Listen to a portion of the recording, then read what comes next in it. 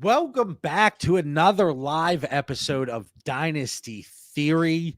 It's going to be a great show today. We're going to have a lot of fun. Dan, what's going on, buddy?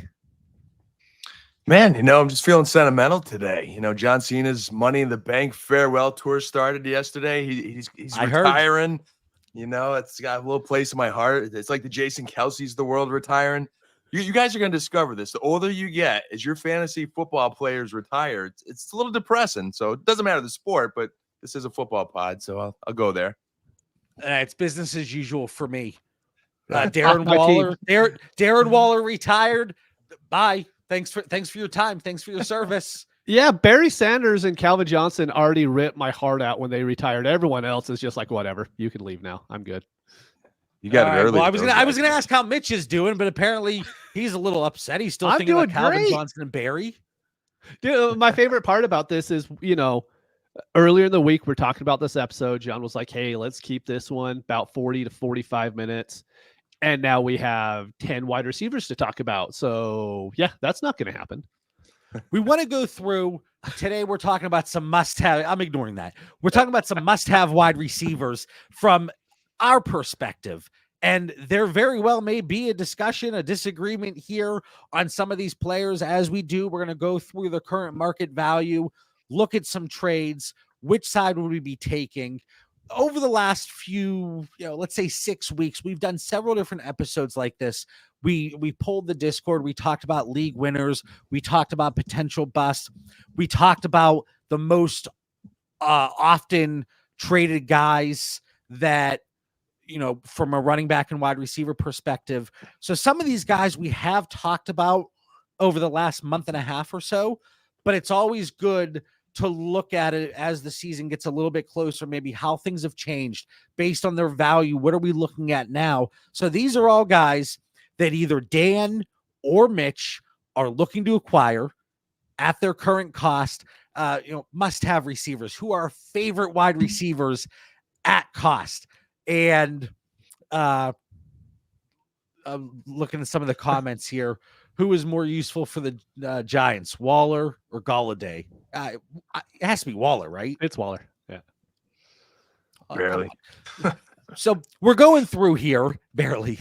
And Dan, I want to start with you. I want to talk about your top guy here. And it was good because both of you gave, and I said, guys, DM me. I want to see if there's any overlap without you knowing your other picks. Both of you gave varying ranges of guys that you're looking to acquire. So I'm glad they're not all super low. I'm glad they're not all super high. Everybody go get Justin Jefferson. Go get him. Real quick. How I attacked it, I was hey, I don't have the firepower to get Justin Jefferson or CeeDee Lamb or Amon-Ra on my team, right? So who can I build a whole roster of wide receiver? I truly believe, and this is on Dan's side as well, because I've seen his players now, that if you go out and you get just these 5 wide receivers, those are playoff caliber wide receivers on your dynasty teams. They can lead you to the playoffs. So I think all of these guys that we're going to be talking about are great buys because they can actually lead you to be a contending team. Yeah, so similarly, JB, I try to just give you a guy in each of my tiers. So no matter where you are as an owner, you could attack from some angle to help your team. And I like what Mitch said in kind of reflection, like, I try to be a smart, and bust Mitch's chops. Is like, my guys are going to be better. Then I looked at Mitch's list, like, oh, this is impressive. I think there are 10 guys here, which makes me excited about future shows. I think we're going to give our owners an opportunity to get an edge. League-winning wide receivers here. Well, if you enjoy the show, like the episode, hit subscribe. It helps us out, and we appreciate it. Dan, Jamar Chase, across the board, it looks like for most people and in the market, he's wide receiver 3. Why are you drawn to Jamar Chase? Besides the fact that he's just I got the helmet right here. Even in Pittsburgh, I got the helmet. You got to respect it. I'll try not to bust you on the helmet because it's appropriate timing for it. Man, I think there's Jamar Chase, like wide receiver 3, and then there's like Jamar Chase for the first time ever is kind of like negotiable wide receiver 3. It wasn't too long ago he was number 1 and you couldn't touch him. Like you had to pay the farm for Jamar Chase. So right now I'm like, wait a second, I could kind of get him, and I see a path where he could be easily wide receiver 1 this year. You see CD Lamb and Ayuk holding out. I don't want to make a big thing of that, but I get a little nervous when that happens if they hold out too long, and then you get a hammy early in the season, something crazy. So I worry a little bit. Justin Jefferson, yeah, anyone could kind of throw in that offense, but if it is Sam Darnold to start and McCarthy's not quite ready, that's not Joe Burrow. So if we could just get the picture of health, fantasy gods, if you're listening, please help us here. The picture of health for Jamar Chase and Joe Burrow, there could be something special there. So I think now's the time to pounce, try to get him while he's affordable, and hopefully the fantasy gods help us. And Mitch and I just talked about this, kind of a similar discussion during the episode of the Pivot Point, which is available to all of our patrons, early access. We're going to drop it on the podcast feed Wednesday morning, or the YouTube channel Wednesday morning. But we talked about Lamar Jackson really being that high-end quarterback that, based on production, based on expectations, he's probably the most attainable high-end quarterback. And I think that conversation, it really holds true with Jamar Chase. So when I first saw Jamar Chase listed here for Dan, I wanted to be like, no crap. We would all, yes, he's a must-have receiver. We would all love him. But there is that discrepancy in that recency bias where you see all these other people. I saw an Amon-Ra St. Brown for Jamar Chase trade straight up. That is something you would not have seen, a year ago. Agree. I think that speaks to both Jamar Chase and Amon-Ra St. Brown, their recent trajectories and outcomes. But I think this it's a good one for me to have Jamar Chase here, because in that high-end tier, he certainly is the most attainable. Let's go get Mitch, him, JB. Let's hear some rapid fires. Oh, okay. I wasn't sure if you had a rebuttal or if you just want to. No, I completely, because I'm pretty sure you're going to bring up the other player that I have that's on the same team here next. And so it will just lead into what my thoughts are as far as the team goes. All right. Well, here we go. Dan, I want to start with you. We're going to go Dan, Mitch. Chris Olave and a 25 first for Jamar Chase. And unless I state otherwise, 12-team super flex. You're going to get an extra half point for tight ends in this league. This one was very close for me, but I'm going to go with Jamar Chase. I do love Olave. I always love getting a 25 first, but New Orleans still has Carr. They still have an average to below average line. So I'm going to go with Chase. This is rapid fire, so I could probably go deeper, but I'll keep it quick, keep it brief. No, that's fine. Dan, Brandon Ayuk, Devontae Adams, and a 25-second for Jamar Chase.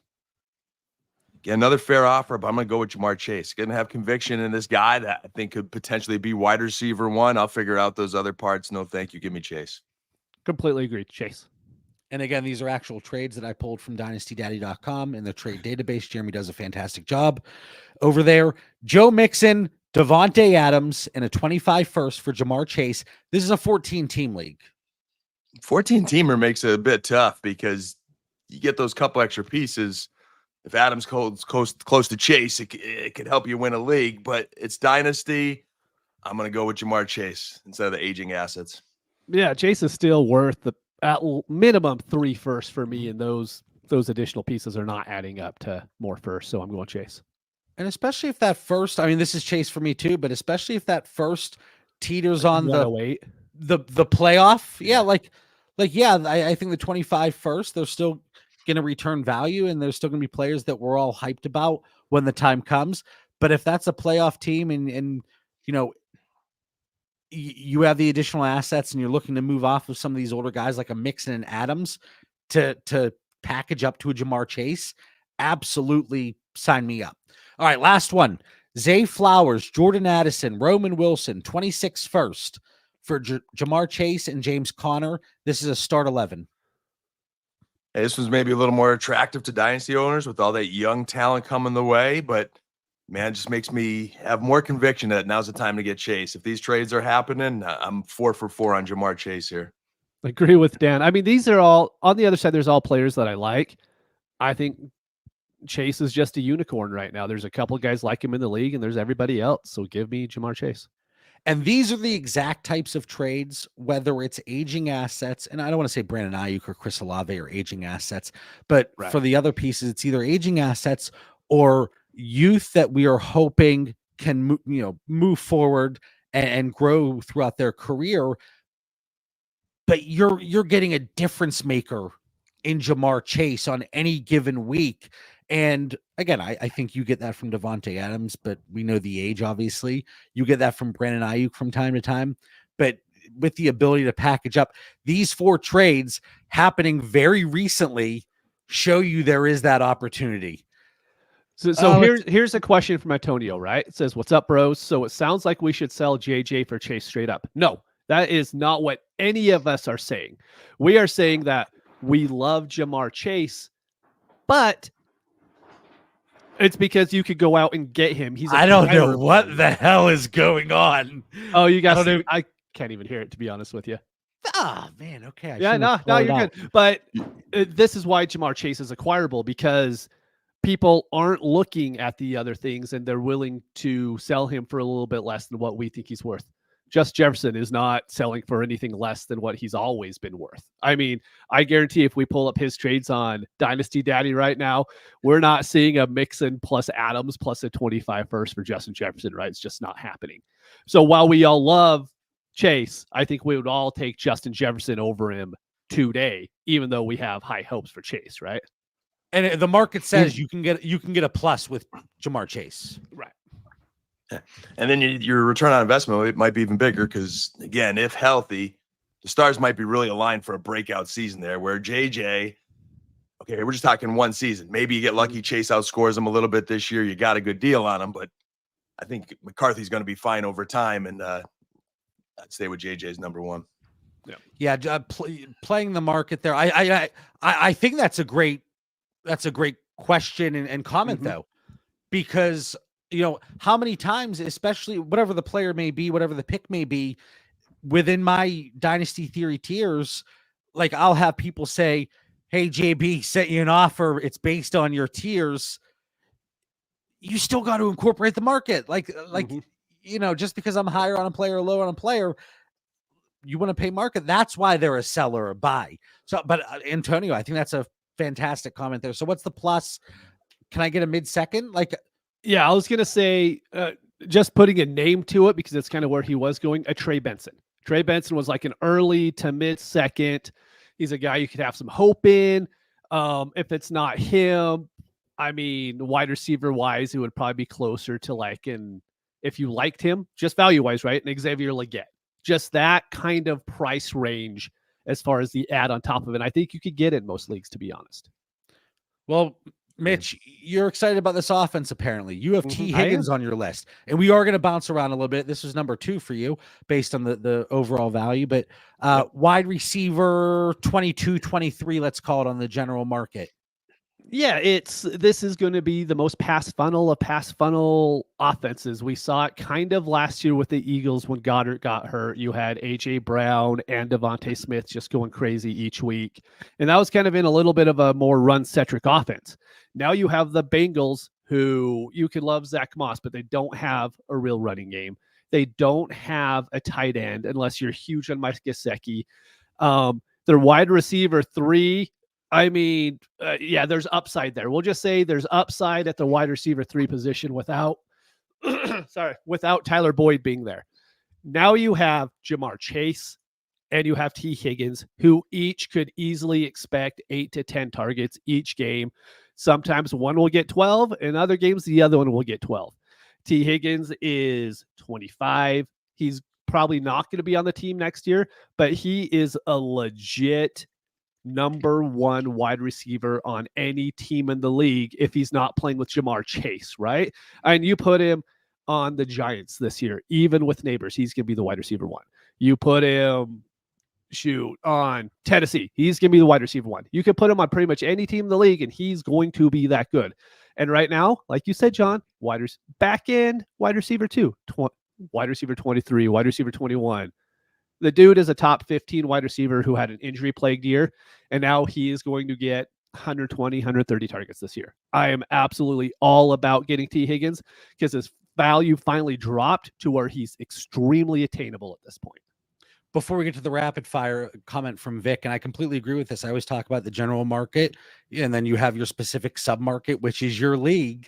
And he says none of those transactions involving Chase will occur in my leagues. The market price is unique to a specific league. Could not agree more. Yep. Could not Completely agree agree. more. Yep. All right. But there are players you can attain at those prices. I mean, we say it all the time. I'll see a trade go down. I would love to be in that league. More than likely, I do have a league like that. I'm just haven't sent out that offer to actually see if it gets accepted. Yeah, I'd say too to Vic, like, don't disagree at all. But how often we all kind of have that mentality? We all do. And then there's that one trade out of nowhere that happens in the league that surprises. Like, I wish I knew that guy was on the market. I wish you know, and then you feel guilty. So I think just identifying a market like this trade. Hey, if you throw 15 trades out there and you're 0 for 15, at least you tried, man. That's Dan's motto right there. At least you tried. All right, rapid fire on T. Higgins, Mitch. Drake London and a 25 third for Higgins, a 26 first and a 26 second. Higgins. Agree. Barkley for Higgins and Aaron Jones. 12 Higgins. team start 10. Agree. Higgins for a 25 first, and then there's an additional half point for tight ends. Higgins. Depends on what the first is. I'm assuming if you're trading for Higgins, you're going to assume you're a contender. So that's why I immediately went Higgins there. But yeah, Dan's right. If it's early to mid, I could see hedging there a little bit. And then this one's a start 9, half PPR, but Higgins for Jamison Williams and Keon Coleman. Higgins smash. Tough one. May regret it later, but I'll go with Higgins and Mitch there. And again, like these are trades. These are very recent trades pulled from dynastydaddy.com. And they're trades like the first trades I'm seeing that are centered really around the players being discussed. It wasn't like a 4-for-4 package or something like that. But there's very little to no cherry picking here with these trades that I'm pulling. So it shows you the market. It shows that these guys maybe not attainable in your specific leagues, but overall there might be opportunities to get something done, or for a player similar that you think might be undervalued. Dan, you're going George Pickens. You've been all over him. I mean, the Georgia bias comes into play. We've heard from reviews that you are the worst type of fan, but overall value, wide receiver 24 on the market, George Pickens. Yeah, man, I try not to just let the Georgia bias come in there. And I mean, we're looking at pedigree, we're looking at game film, we're looking at that, you know, slant or whatever skinny post he takes from Mason Rudolph to the house. And like the ability and the opportunity is so there this year. And, you know, I know the Steeler passing attack isn't necessarily, you know, scaring anybody, but he is the guy to throw to. So much that we're talking about Patty Frymuth this year is a big-time sleeper. The opportunity and the talent is tremendous. So, and, you know, they're looking to move him in the slot a little bit more. Man, I'm just all in. I'm going to take the chance on that huge boom. And if he doesn't give a huge boom, all he has to do is be as good or better than he was with Mason Rudolph last year. And I think we'll be in good shape. And the thing here, too, again, I don't think I have any shares of George Pickens. Maybe I have one or two. But you look at George Pickens, and let's say it's a run-heavy offense. Let's say the volume is not going to be there with the way this team is built, and with Arthur Smith coming in as the OC. You're going to have people, as long as he has strong peripheral metrics, if he's efficient with the opportunities he gets, he's still going to have that value insulation, right? You know, look at Drake London's value. Even before Kirk Cousins got there, like, okay, he's solid from a yards per route run, a target share, whatever you want to look at. I think George Pickens is going to get that benefit of the doubt, even if he doesn't maybe meet or exceed the expectations here immediately in 2024. So, Dan, Pickens or Jordan Addison? Oh, real quick. Oh. Here's my fast take on Pickens. And so I'm telling people this. So we do team reviews in the Discord. If you want a team review, check it out. You can see how it can be done. But when George Pickens is on someone's team, I tell everybody, you might be the manager that's very high on him, but I guarantee there is a manager in the league that is extremely high on George Pickens. For whatever reason, he is just the guy that people will be super, super high on. and you could probably get over market price for him because there's going to be a manager in your league that is just so high on George Pickens for whatever reason. But I guarantee you in your leagues, but it might be you might be that manager, right? But there is a manager in your league who does value him more than everybody else does. Yeah. And if you could get more than value, hop on it. You know, I might be that owner. You know, I'm definitely willing to pay handsomely for him. I won't overpay, but I'll pay handsomely. All right, well, let's see how handsomely you'll pay. Again, here's some trades showing the broader market with some trades that have actually gone through. So, Dan, Addison or George Pickens? Pickens smash for me. Have him higher in my rankings. Same. Pollard and Keon Coleman for Pickens. Start 9. Despite the potential on the other side, I'm still Pickens. Yeah, start 9 Pickens. Demario Douglas, Jermaine Burton, 25 second, 26 second. Paul Scraps for George Pickens. Where's that smash button, boys? Woo! I want to be in that league. Kev disagrees here. Wow, I'd easily have Addison. Going back to that Addison for Pickens one. Luke McCaffrey in a 25 first for George Pickens. Start 12. I'm a Luke guy, but I'm staying with Pickens. I'm going 25 first. I don't know if Pickens is the guy that's going to really help you in the playoffs. So for me, I'd just rather have the future pick there. Okay. Better help me in the playoffs. Yeah, you better, right? All right. So the two Bengals receivers, George Pickens, Mitch, you've talked about this gentleman often during the offseason. Michael Pittman, right around wide receiver 18. You're still investing, obviously? Yeah, like I didn't want to bring him up again, but the reason why I am is because his value hasn't changed. So for me, as a top 20 wide receiver, he's still the best buy for me. Michael Pittman is a top 15, produces as a top 15 wide receiver who's valued later than that. I don't think Anthony Richardson changes that at all. If anything, the RPO offense that Richardson is going to run probably more than Gardner Minshew did is going to help Michael Pittman even more than what he did in the past. He's extremely good. I mean, I just don't know what else you could really add because I think the pieces that are around him are very good, but they're not target hogs. Are they going to get targets? Yes, but they're not guys that are going to go out there and compete for targets over Michael Pittman. Michael Pittman is, I think he's close to being a stud. He's not quite a stud, but for what the value you could get him at, I absolutely love Michael Pittman right now. I said this, there was an Anthony Richardson discussion yesterday in the Discord, and we were talking about the expectations and just the tremendous upside. There's no doubting that. Like, do we think that there's any chance Anthony Richardson, even just a little bit, changes the way he plays? I mean, we saw the 2 injuries here throughout his rookie season, extremely shortened rookie season. Do we look for maybe a little bit higher pass to run ratio here in 24? And Mitch, you talked previously about the RPO and looking at that one read and that being Michael Pittman. Yeah. And real quick, who is going to lead to more touchdowns? A Gardner Minshew led offense or an Anthony Richardson led offense? I'm sorry, I'm with Anthony Richardson there. So even if there might be a little bit of less pass value, I think there's going to be a lot more touchdown opportunity for someone like Michael Pittman compared to what it was last year. So if you give me a couple more touchdowns, yeah, maybe he gets 10 less targets, but then he turns into touchdowns and all of a sudden you're money ahead anyways. All right, well, Michael Pittman here. Michael Pittman, James Cook, and a 26 first for Amon-Ra St. Brown.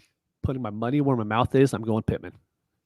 Agreed. That's impressive from the Lions fan over there. And disclaimer, that's not very sanitary to put your money where your mouth is. So just a little safety I'm trying lesson. to make it more sanitary. Just a little safety lesson for everybody involved. Michael Pittman for a 26 first, no PPR. Pittman. Agreed. Pittman for Brian Thomas in a 25 third. Some rookie hype there. That's definite rookie hype, Pittman. Michael Pittman for Jake Ferguson, Sutton, and a third.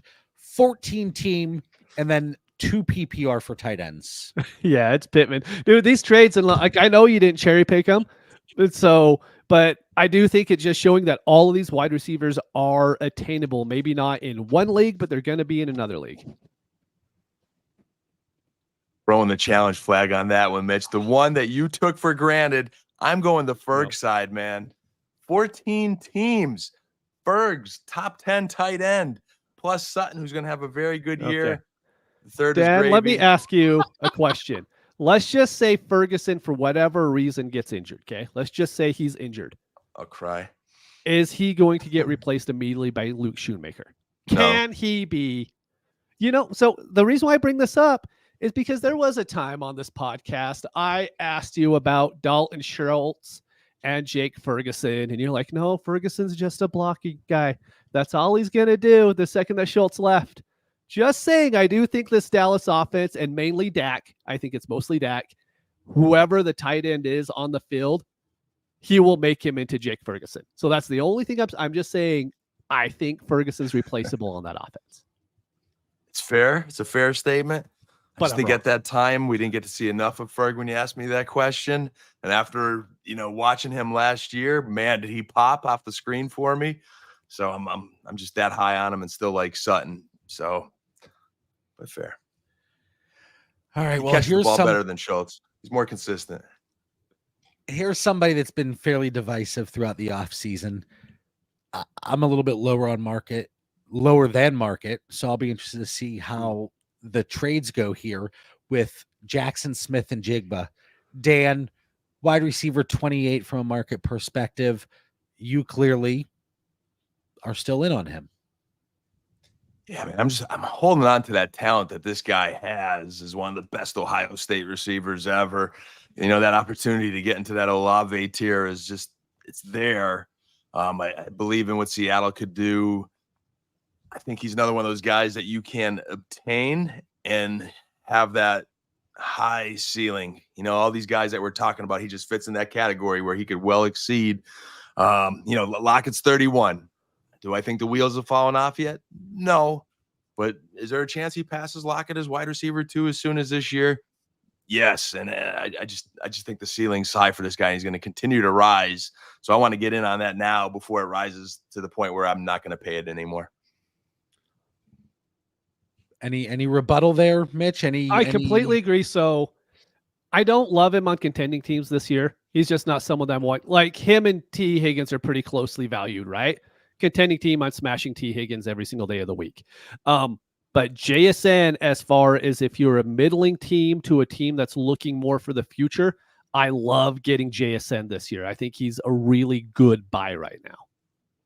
All right. Well, let's see how good of a buy he is. Dan, let's start with you. Jaxon Smith-Njigba in a 25-second for Brandon Ayuk. Start 8. If that second has the potential to be early and good value, I'm taking the JSN side. If it's, mid-late, contending team, I'm taking the Ayuk side. Ayuk. Depends on what that second is. Without hesitation for me, Ayuk. Could be the 201. I'm taking Ayuk. This one wasn't close for me. I'm very surprised. But again, like these are the trades. We wanted to discuss them. Devontae Adams in a 26-second for JSN. Start 9. I'm going to take JSN. Same. If you could get Adams at that price point right now, I would do it in most leagues. Does this change if you're a contender? Not really. Not fully trusting Aiden O'Connell to lead him to the promised land. Okay. Hollywood Brown and Calvin Ridley for JSN. Start 9. JSN. I like him so much more than those guys. It's start 9. Start 11. I could change, but JSN for me here. And then JSN or 25 first. Half PPR. Depends on the first value again. If it's a late first, I'm JSN. Anything else, I'm taking the first. Yeah, so I'm going first for the same reason as I did with Pickens. It's I don't think JSN is really helping your starting roster so much that I would rather get that first and hope it ends up being a mid. Now, what if, let's say this situation, like you have a strong contender, you're set at wide receiver, but your thought here is, well, my first is going to be later, and I'm playing the 6-month outlook game, 3-month outlook game, where I think JSN is going to gain value and well surpass that, what should be a late 25 first. Is that a situation? So yes, he's not going to help you maybe immediately, but you don't need him to. Yeah. Hey, I love that depth, trade bait, bye week options, matchup options. If I'm going for it all and I got that late first, and now's the time I could get JSN at value, I'm going for it. Yep. Okay. Great. All right. Moving through this fairly quickly. Mitch.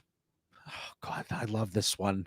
I know. I don't know if it's going to be as possible now with more positive blurbs about him going back to the slot, but that is Chris Godwin, wide receiver 43 price tag. Yeah, that's the thing is he's valued as a wide receiver 4. He always produces as a wide receiver 3.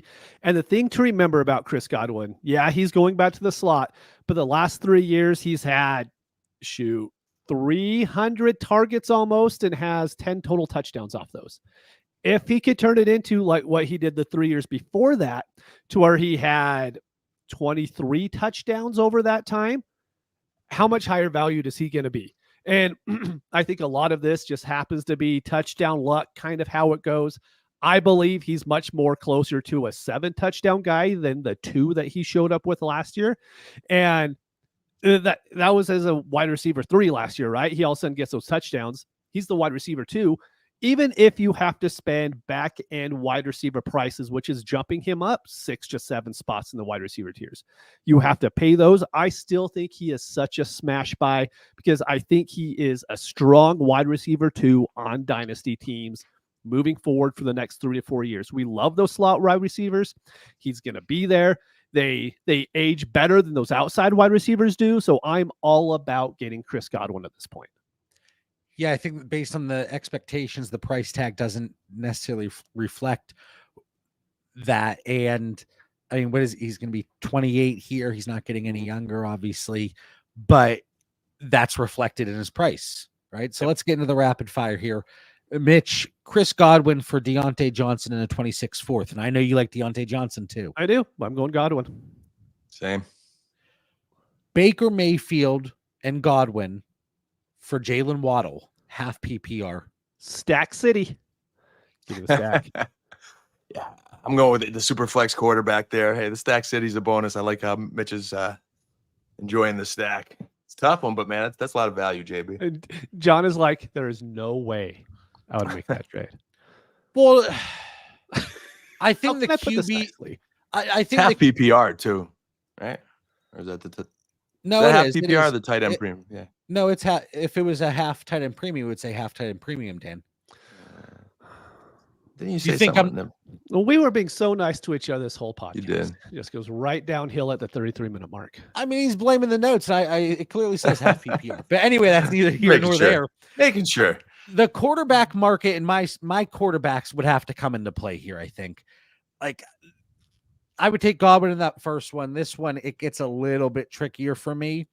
And even with it only being half PPR, we talk about Godwin, maybe the touchdown overall upside is a little bit lower from a touchdown rate perspective. Jalen Waddle, he can pop off those huge plays. So the half PPR, I think it's going to negatively impact Chris Godwin a little bit more than it is a Jalen Waddle. But, I wouldn't fight you too much, I guess. Chris Godwin for Romeo Doubs and Austin Eckler, start 11. This is one you're like, how'd that happen? But yeah, it's Godwin. They're drinking JB's Eckler Kool-Aid from last season, but I'll go Godwin as well. I dumped that Kool-Aid down the drain. It's no longer it's no longer in the Bauer house. I'm guessing the start 11 had something to do with this here. I'd be very surprised if we saw this in a start 10, but absolute smash Godwin here. And then there were several trades like this, like 4 or 5 over the last few days that I pulled from here. Chris Godwin for a 25-second. Godwin. Super flex. I don't care if it's a 201. I want Godwin. Yeah, reading your notes saying that there's several trades like this makes me think got to do some Godwin fishing today. Yeah. It's not going to cost you a first. You might have to add to that second, but it's not going to cost you a first. for the most part. And again, as we've said several times, as we had the comment, it might not happen in your specific league, but try. Give it a go. All right, Dan, now we're getting a little bit lower. We're getting lower. We got Wan'Dale Not Robinson. quite ocean floor, a little bit above ocean getting floor. There. A wide receiver 79. You've talked about Wan'Dale several times, and I said, listen, when you have the opportunity to get a wide receiver 6, you just have to. Now I put in my notes here today with Wan'Dale, or actually in your notes, JB. Agree he's in that 70s range, but I could easily see him getting to wide receiver 53, which is 20-some spots higher. The next two guys I'm going to talk about have so much upside that in a draft, I'm going to let 20-some guys go before me and let someone else take them. And I'm going to hop the running back or the tight end position, and I'm going to land at Wan'Dale Robinson. So, like, there's just so much potential value here in this guy's talent and opportunity that, you know, wide receiver 79, 78, whatever he is, most people's rankings, they're snoozing. Go get Wan'Dale Robinson. Mitch, are you about Wan'Dale at his current price? I can see the reasoning behind it, right? Because there's Malik Neighbors and nothing else. But, you know, I still have hope for the Darius Slayton. I think he's still on the Giants at this point. I mean, it's hard to know how many of those Hyatt is there. Yeah, those back end, like, kind of slot wide receivers who aren't really slot wide receivers. Yeah, but I could see why Dan is high on Wan'Dale at his price point. And, you know, they're going to pass the sorry, JB, we see them investing in Danny Dimes, right? With the Hard Knocks out there. I want any Giants fans out there to see I'm saying something nice about a Giants player here, because I must have hopped on the wrong Twitter X chat about that Hard Knocks and questioning that Giants GM, because, man, I got some wrath for it, you know, of like how great he is compared to past Giants management. So I'm saying something nice about a Giants player here. Put that on the record. You know, I mean, to start the season last year, 5 targets, 6, 8, kind of had a lull. And then to end the season, 7-4, 7-9, 6 targets. So, I mean, especially if you're in deeper leagues, if you're looking for a guy like we've talked about bye week fill-in, maybe the upside is there. Do we ever get it? Do we ever get any type of difference-making production? Most likely not.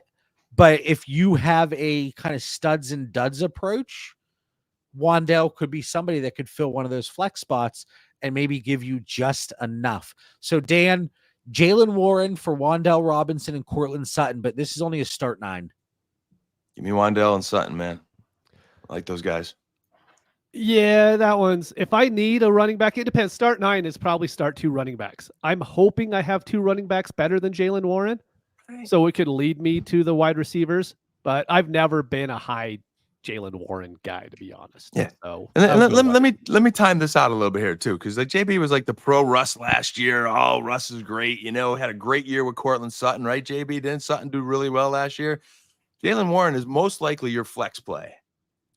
So you're getting 2 starters for 1 here, and I'm telling you, Wan'Dale's going to have a good season. Sutton, as long as he's not holding out, is going to have a good season in Denver. I like that trade. At least it's like fair. Like you can maybe take the Warren side, but you were very quick to shake that head no, JB. In a start 9, like I'm looking to package up. Jaylen Warren, he could give you very meaningful weekly production. Same production that I love the Pittsburgh fan is finally showing up a little bit now. I like it. There's no fan, and I have very high exposure still to Courtland Sutton. I do, but if I can add a Wan'Dale Robinson type player, a third, let's say, to a Sutton to get Jaylen Warren, like in a start 9, if you're starting Wan'Dale Robinson at any point in your life, reevaluate your life choices. He could be a flex play this year when he's getting 6, 7, 8, 9 catches in a game and producing in that Giants offense. You wait. Yeah, we'll see. All right, Mike Williams and 2 25 4th round picks for Wan'Dale Robinson and a 25 third. Easily Wan'Dale and his potential in the third. I mean, if I had any hope Mike Williams could be healthy for more than 4 games, I would be all over Mike Williams. I just have no faith that could actually happen. And I mean, he's going to be playing in a lot of cold weather games. He just is. He's been with the Chargers forever. I do think that cold weather, injuries late in the year, I do really worry about that with someone like Mike Williams. Sorry, not Mike. He still isn't even running yet. Oh, really? I didn't see that. I honestly, when it comes down to it, the 25-3 might be the most valuable piece here in this deal when it's all said and done. Mm-hmm. So this one was an easy Wan'Dale for me, but maybe because that third swung it for me. All right, Jaden Reed. This is gonna be a good one for Dan. Jaden Reed for Wan'Dale Robinson, Amari Cooper, and a 26 second. Hey, this was at least a good one. I am a Jaden Reed guy, but I'm also an Amari Cooper guy. He's still the #1 wide receiver in Cleveland. They better pay him. I hope they pay him. There's no holdout situation here. But I'll take Cooper and Wan'Dale and the future second. Give me that side. Give me the package. Yeah. I mean, if this was a read for Amari, I could probably tuck myself into the Amari side just straight up. So, yeah, that's how it goes. All right. And then Wan'Dale Robinson for Ty Chandler. Give me Wan'Dale. Ty Chandler.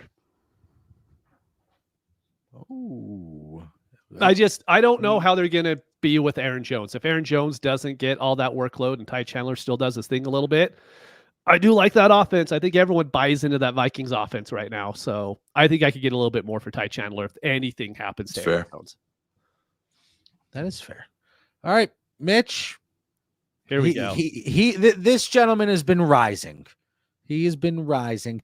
And part of it is because what he's done historically when he's healthy. I'm not going to say the name yet. What he's done historically when healthy. Oh, man. Vic stealing the show notes. It is Curtis Samuel. That's right. So, wide receiver, 68-ish range, but he has been rising a little bit. Yes. He goes to Buffalo, wide open wide receiver room where maybe some of these pieces haven't gotten the hype that we're looking for. A lot of reports saying, Keon Coleman, he's going to need that time that was talked about. And Curtis Samuel certainly could be that piece that is going to be one of Josh Allen's favorite targets. So, Mitch, Curtis Samuel, we're trying to get him added into bigger trades. We're trying to package up smaller depth pieces if possible.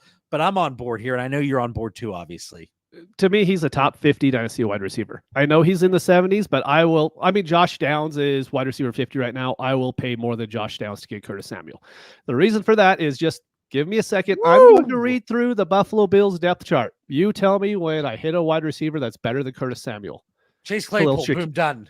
Yeah, Khalil Shakir, Keon Coleman, Matt Collins, Chase Claypool, MVS, Justin Shorter, KJ Hamler, Andy Isabella. There isn't a guy, Curtis Samuel, the thing is he's still young and he's really good. He produced really well with Sam Howell last year. He is going to be a fantasy stud with Josh Allen, and you could get him I know we have him listed right now as wide receiver 70.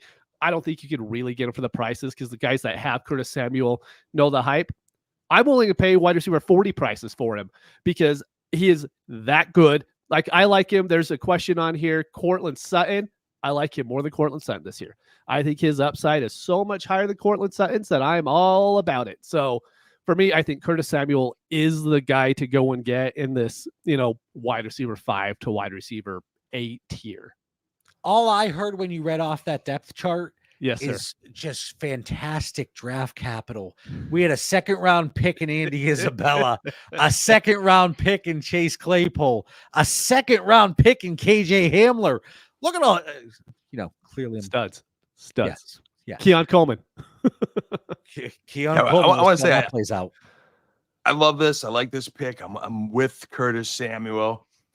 I have him in that same 50s range. I'm going to let about 12, 15 receivers probably go and land at Samuel and love that Josh Allen connection.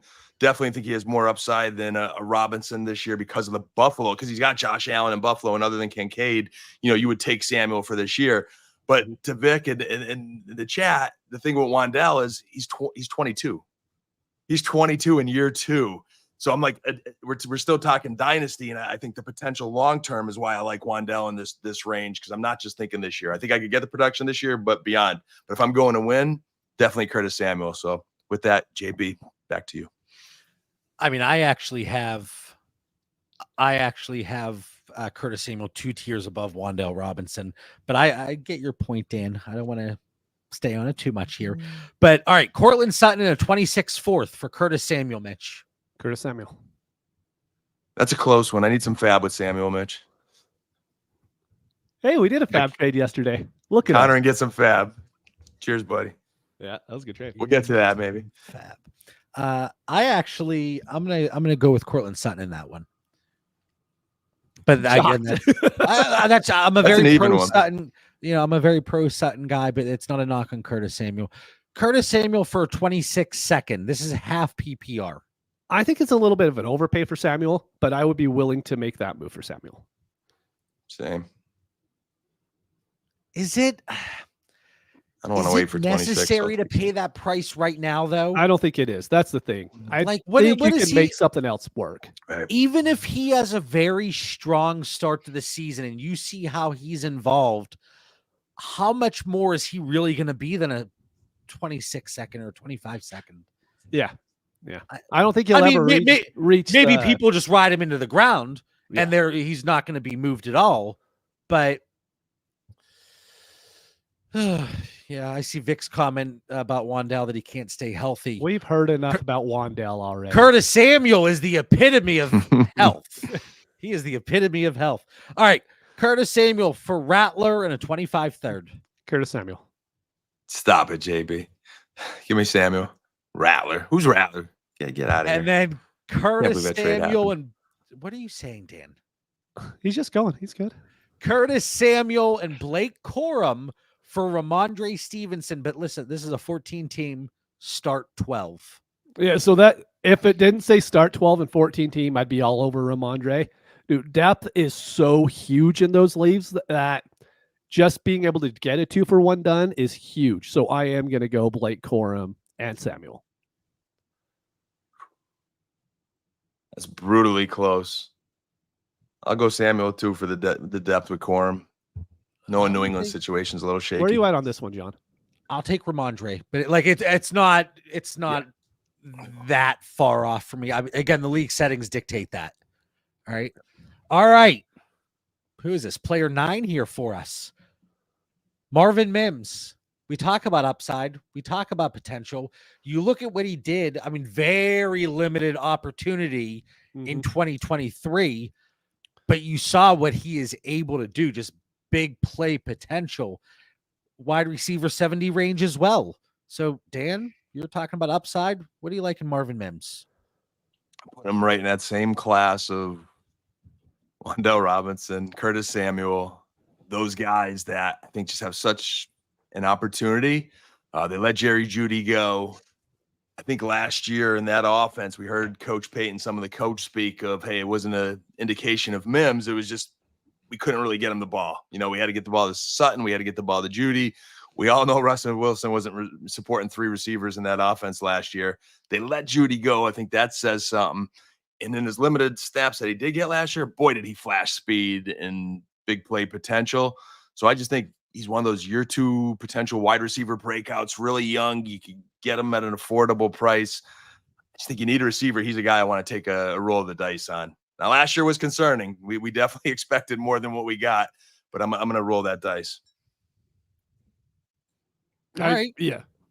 For me, it's hard just because of that offense, right?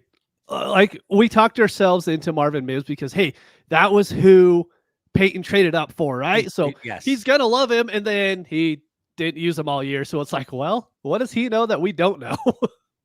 All right. Well, talking about the big play potential, let's see where Dan is on these. Marvin Mims and Jalen Hyatt for Deontay Johnson and Ezekiel Elliott. If I need running back in any form, this is the one I'll go Deontay and Zeke. As tempting as I am really on this Mims bandwagon right now with Bo Nix in Denver, but I'd probably go Deontay and Zeke. Yeah, Deontay heavy for me. I don't care if I need a running back or not. This is Deontay Johnson. So that's really one like side. Mims, JB. That's one side of it. Yep. Now Marvin Mims or Rashad Bateman and Clyde Edwards-Helaire. I'm gonna go Mims for I just got this gut feeling there that there's an opportunity for a prime role in Denver this year. Although I'm still kind of bullish and trying not to quit on Bateman, but I'm gonna go Mims. I agree with Dan here. I think Mims has the highest upside of all these guys as far as dynasty value goes this season. So I'll go Mims for that. I'm Just a quick ad, Dan, I'm surprised you hesitated on that as much as you did. That's just a little bit of bullishness on Bateman. And as much as we joke, and I don't think CH is really much of anything, he is the backup for Pacheco this year. Like, he is the number 2 handcuff running back on your bench that it could help you at some point potentially. But I am Mims. Okay. All right. And then Mims for 26 seconds, start 11. Mims. Second. Ooh. And then Mims for Kamani Vidal. Mims again. I just cannot buy into the whole Vidal thing. It's Mims. All right. Well, Sean Tucker from last year. You're knocking the running back there, but you like the wide receiver in Josh Palmer. You have him on your list. No. Hold on. I didn't say I really like him.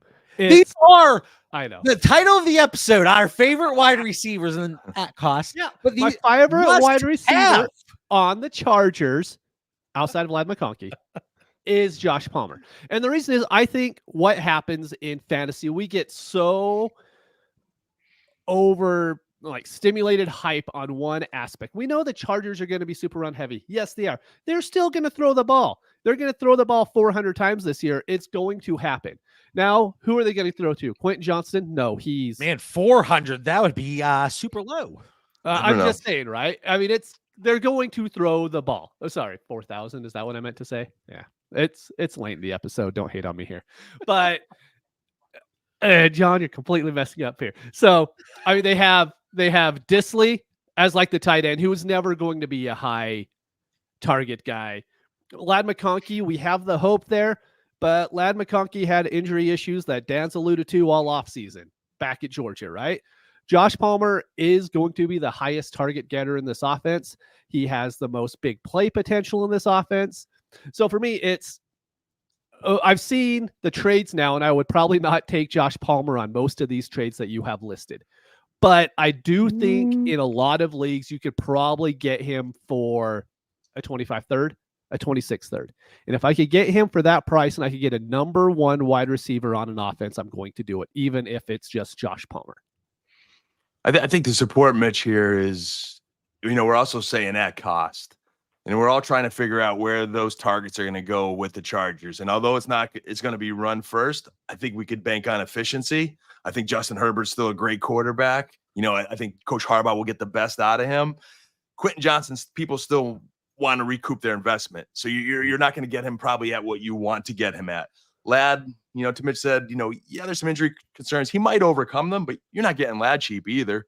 Everybody's banking on all that volume in the slot there. You could get Josh Palmer, and he's looked solid for the Chargers. And that was on that, bad Kellen Moore offense. Now let's just see, with efficiency, another year under his belt, he could be the solid guy that could put up the most stats, especially if Quentin Johnston does not pan out. I'm not saying he's not gonna, but there are concerns. And I wouldn't even forget about DJ Shark, man. Late in the draft there, he's a guy that might do something in this offense. And these last several guys, they're all guys that we'd be looking to get added to larger deals. And yes, like I mentioned earlier, if you went with a studs and duds approach, if you have a very top heavy roster and you're looking to fill, flex options, maybe just with somebody that is going to give you something, these are guys that are viable options. So they're not the sexiest of names, but I know Mitch and Dan are used to having their rosters with all first round startup picks and just super teams. So they don't typically need these kinds of guys, but sometimes you do. So look, when your teams are built around Amon-Ra St. Brown, Jahmyr Gibbs, and Sam Laporta, that's just how it goes. I'm sorry. There's not much I can do about that. We're in for a long year, JB. He's on a Detroit high. Yeah, I know. They do look good. Let him have his time. Let him have his time here. All right, Mitch, Josh Palmer for 25 third, start 12. Palmer. Palmer. Palmer for Jahan Dotson. Dotson. Dotson, but that's very close. Palmer for Jacoby Brissett in a 26 fourth. Start 8. But I mean, none of them, but Palmer. I like Palmer. Give me Palmer there. Smash that one. Yeah, I mean, ultimately, the only situation this trade really makes any sense for me. I mean, whatever. They're pieces you're not going to play hopefully from a flex standpoint in a start 8. And this is 12 team. But like, let's say you have Drake May and you're looking to add Brissett there. Otherwise, it feels like a trade just to trade, or maybe somebody does think Josh Palmer could crack their starting lineup with only 96 starting spots there across the league. I hope that's not the case. Josh Palmer for Romeo Doubs. Palmer. I want to say on this one, this is very close. And I think for another episode, I know this is rapid fire, but for another episode, the Green Bay receiver situation could be interesting because everyone's on Reed. Watson's got a little uptick of hope now that he's repaired his hamstring. Everyone wants to talk about Wicks. They even want to talk about Musgrave, but no one wants to talk about Dobbs. But I watched Dobbs just just destroy the Cowboys in the playoffs and just have a late surge with Jordan Love. Like, I think he's the guy that everyone's forgetting that might be as good as the rest of them. So this one's really close. I'm going to go Dobbs, just hopping on that Jordan Love train. And then last one, Josh Palmer for Ty Chandler. Ty Chandler, for what I said earlier, if Aaron Jones gets injured, Ty Chandler's probably worth a 25 first at that point. 25 first? In that offense. So hold on, wait. No, I'm dead serious about this. We're going to have a starting running back in the Vikings offense with no one literally behind him. If something happens to Aaron Jones, Ty Chandler is going to surge in value. We need mental note. If Aaron Jones misses significant time. Yes. What will Ty Chandler be traded for? No. Oh, wait. Well, we got time. We're fine. So we are valuing JJ McCarthy because of what the coaching staff can do for quarterbacks in that offense, how they always put up 300 yards no matter who they're playing, no matter who the quarterback is. So we're going to have JJ McCarthy, who didn't throw a pass in college, but we're going to say, hey, he's the 7th best player in this draft because of the offense. And then we're going to be like, no, we're not going to like Ty Chandler in this offense if someone gets injured. I'm sorry. I just think the first is a crazy value. Ty Chandler, it's going to be insane. I'm not buying it for that price. I guarantee you we're going to see him move for that price. We saw Dameon Pierce move for that price 2 years ago, John. Okay. Different situations, but I hope we don't even have to, I hope we don't even have to live that timeline though. Because I have a lot of Aaron Jones. So he better not be getting hurt. And I mean, he's probably going to miss a game or two. But let's hope we don't have to live that timeline. Dan's muted. And Dan's is he still muted? Holy I don't even know how the heck that happened. Holy cow. I didn't even hear that. You said I was muted. All right. So, hey, let me get this off my chest finally here. You were rubbing your red flag over it in a very the weird challenge manner. flag that did that. Dang challenge flag. My bad. All right. Hey, so listen. So Ty Chandler, we did hear Minnesota players say they have 2 starting running backs on that team. I think that team does believe in him.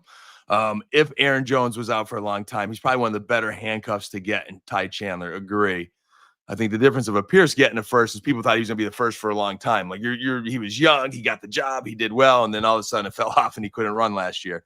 So, I agree with JB. It was a little bit rich, Mitch, but even though he has that value, I still want Josh Palmer because I'm banking on Aaron Jones being there and not getting hurt. So I'm going to go with the young potential top receiver in LA. Now, Mitch, if you would have said a 25 second and third, I wouldn't have batted an eye. But just hearing that first, I wasn't expecting you to say it first. Look, I'm just trying to make some more YouTube shorts happen. All right, we need some shorts going out. We need those clicks. That one will get a click. We'll get a click. I know. Which running back is Mitch buying for a 25 first? And why is it Ty Chandler? Oh. Look, I'm the guy who paid a first for Duke Johnson back in the day. So but maybe don't listen to me all that much. Just say Final thoughts. That was a bad week for Mitch. The Duke still upsets me because one of those was a co-managed league that we just talked about this sure recently. was. It was beautiful. But anyway, For the 252nd time, we are in the middle of summer here.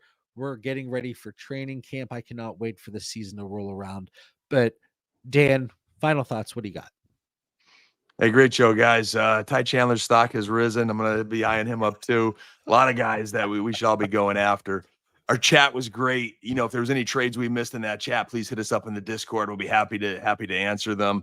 And you know, rookie and vets are only a week or so away. So I'm like putting a call to. You touched muted your yourself mic. again. You can't touch the microphone. JB, I told you I'm Italian. I talk with my hands. This is very difficult for me. This new mic, all right, my hands are behind my back now. But all Dynasty owners, please return. All right. It is Dynasty season. Update your trade bait, which currently reflects that you want 2024 picks that have already been taken. Okay. Please come back. It's almost go Great. time. Thank you. I have seen a lot of trade baits, and I'm like, I don't have a 24 first because the draft was 2 months ago. So, Mitch, final need to be thoughts. What do you updated. got? Hey, I'm just gonna say, like Dan alluded to in the Discord, I believe we had 3 or 4 startups start just this week out of the Discord. So keep hitting them up. I guarantee they're gonna keep going like that through the off season. We haven't even done the official Dynasty Theory ones yet, to where John commissions them. So I guarantee there's gonna be a lot of startups happening. So if you're looking for startups, trade advice, just to talk with other managers, I think we're at 200 or 300 members in the Discord now. It's Over active 300. at all times of the night because of all the international folks that we have in there. So just join up. All right. Well, hopefully everybody enjoyed this week's episode talking about some must-have wide receivers and why Ty Chandler is now worth 325 first. For Minimum. Mitch Sorensen, Dan Lamagna, I'm John Bauer. Thanks for tuning in. Have a great week, everybody.